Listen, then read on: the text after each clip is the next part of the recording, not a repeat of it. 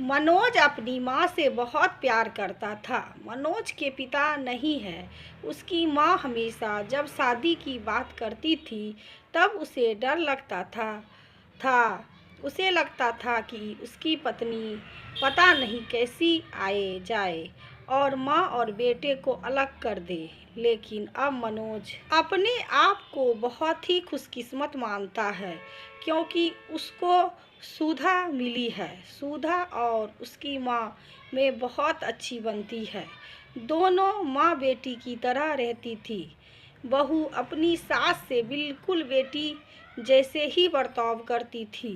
बेटी की तरह रूठ जाती थी और जिद करके अपनी अपनी बात मनवा लेती थी। मनोज एक ही लौता लड़का था। मनोज के पिताजी नहीं है। मनोज की आर्थिक स्थिति इतनी अच्छी नहीं है, लेकिन घर में शांति और प्यार होने के कारण वह मेहनत करके अच्छे से अपना घर चला रहा है। बहू और सास की इस चोरी की चर्चा अब मोहल्ले रिश्तेदार में भी होने लगी है। इनके मिसाल दी जाने लगी है। लेकिन मनोज को नहीं पता था कि ऐसा कुछ होने वाला है।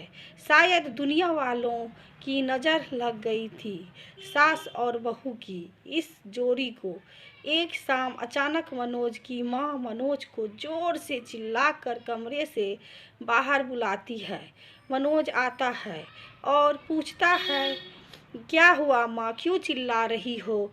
मनोज की माँ बोलती है कि तेरी पत्नी को समझा ले, अब बस बहुत हो गया। मैं इतने दिन चुप रही लेकिन अब मुझसे नहीं होता। वे हर बात में मुझसे जिद करती है। इतने में बहू भी कमरे से आकर माँ से पूछती है, क्या हुआ माँ जी, आप क्यों परेशान हैं? माँ कहती है, तू चुप कर, मुझे तुमसे बात नहीं करनी है। बहू कहती है, क्या हुआ, मुझसे कुछ गलती हुई है क्या? माँ बोलती है कि तू अपना यह नाटक बंद कर और मुझे अब तेरे साथ नहीं रहना है। माँ कहती है, बेटा तू मुझे गांव छोड़ आ। मनोज बोलता है, वहाँ कौन है और वहाँ क्या करोगी? माँ कहती है, वहाँ मेरा भाई है और मैं मजदूरी कर लूँगी, लेकिन अब इसके साथ नहीं रहूँगी। अब मुझे बची हुई ज़िंदगी वहीं गुजारनी है। बहू बोलती है, माँ जी आप कैसी बातें कर रही हैं?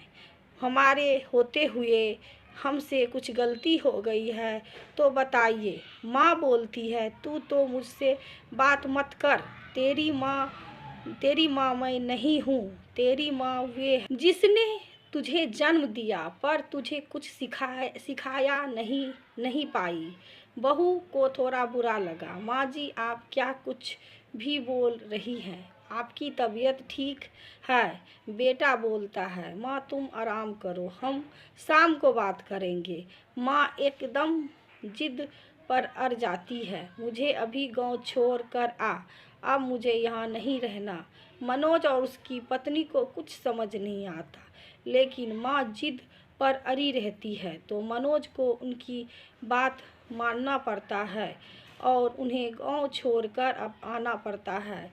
घर आकर फिर से वे अपनी पत्नी से बात करता है और उससे पूछता है कि तुमने उन्हें कुछ कहा क्या जो माँ जी इतनी बिगड़ गई? पत्नी बोलती है, इस उम्र में अक्सर यह होता है, चिड़चिड़ापन आ जाता है।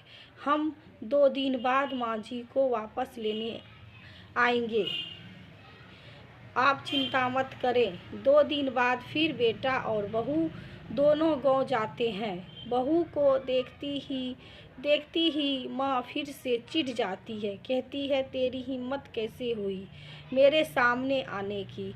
अब मर जाऊं तब ही तू मेरे पास मत आना, मुझे हाथ मत लगाना। बहू को यह सुनकर जोर से रोना आ जाता है। वे रोते हुए कहती है कि आप यह क्या अनाप शनाप बोले जा रही हैं? मैंने ऐसा क्या कर दिया जो आप इस तरह नाराज हैं?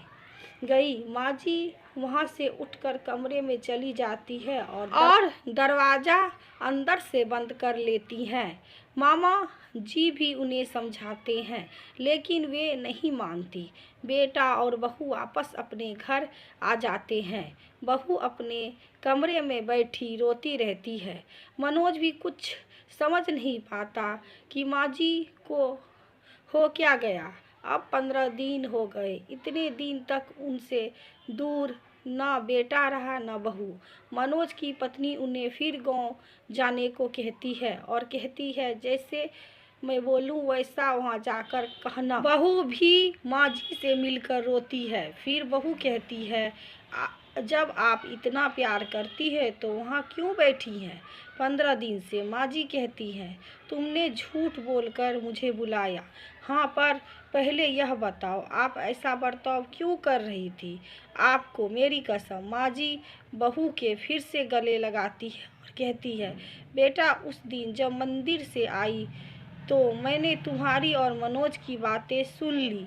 तुम बोल रहे थे कि अभी हम बच्चा नहीं कर सकते क्योंकि उसकी ठीक से परवरिश नहीं कर पाएंगे। मैं तुम दोनों पर बोझ बन गई। मेरी वजह से तुम ना जाने कितनी चीज़ें से समझौता कर रहे हैं। इसलिए मैंने यह नाटक किया ताकि तुम दोनों यहाँ रहो और अपनी ज़िंदगी और अपने सपने और बच्चों के इस दुनिया में ला सको। मैं अब कितनी दिन रहूंगी। बहू और मनोज दोनों भी माँ जी की बातें सुनकर रोने लगे। मैं अब कितनी दिन रहूंगी। बहू और माँ जी दोनों भी बहू बोलती है अगर आप दोबारा ऐसा बात करेंगी तो हम कभी अपना बच्चा नहीं करेंगे। मनोज कहता है माँ अब तुम भी यही रहोगी और दादी भी बनोगी। हम साथ रहेंगे तो सब अच्छा होगा। फिर माँ जी वहीं अपने बेटे और बहू के साथ फिर रहने लगी। मनोज और सुधा उनका ख्याल रखते हैं। धीरे धीरे मनोज के काम में तरक्की हो रही है। अब माँ जी की दादी बनने की तमन्ना भी जल्दी पूरी हो जाएगी। प्रेम हो तो सब मुश्किल हल निकल जाता है। आशा करती हूँ ये कहानी आपको अच्छी लगी होगी। अच्छी लगे तो लाइक करिएगा, सब्सक्राइब करिएगा, शेयर करिएगा दोस्तों। बेल आइकन ज़रूर दबा लीजिएगा जिससे मेरी वीडियो की नोटिफिकेशन आपके पास पहुँचे, आप वीडियो देख सको। वीडियो देखने के लिए आप सभी दोस्तों का धन्यवाद। Thank you.